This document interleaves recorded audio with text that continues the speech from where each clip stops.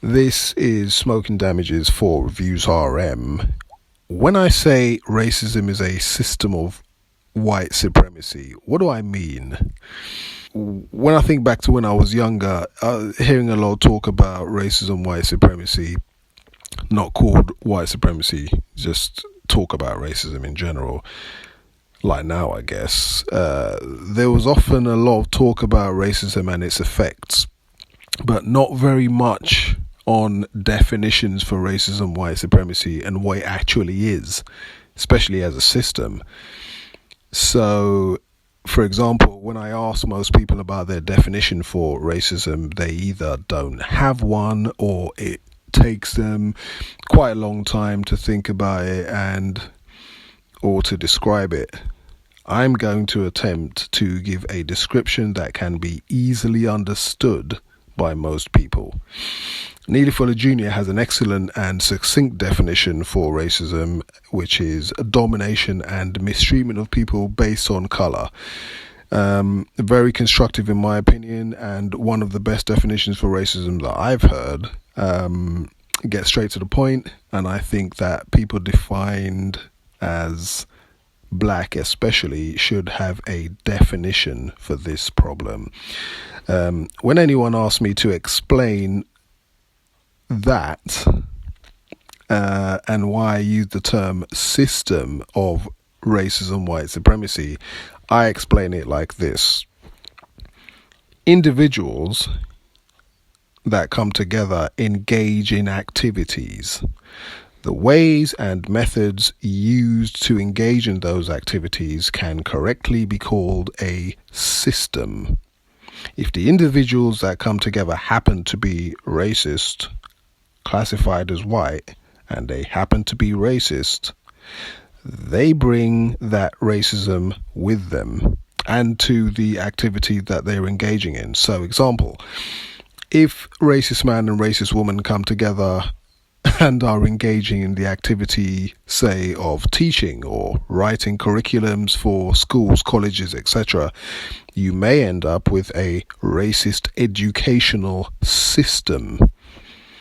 If the racist man or racist woman happen to be judges, lawyers, lawmakers, you may have a racist judicial system. If the activity that they're engaging in is described as police or law enforcement, you may have a system of racist policing.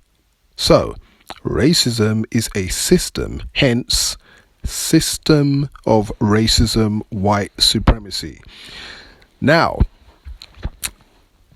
every criminal act creates victims of that crime.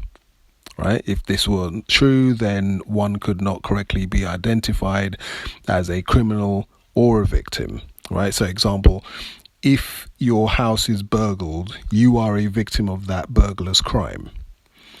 If you embezzle funds from a company, the company is the victim of your criminal activity. So, the question is racism a crime? Apparently, racist man and racist woman have said and have written laws to say that it is. So, can an individual be a victim of an individual's racism?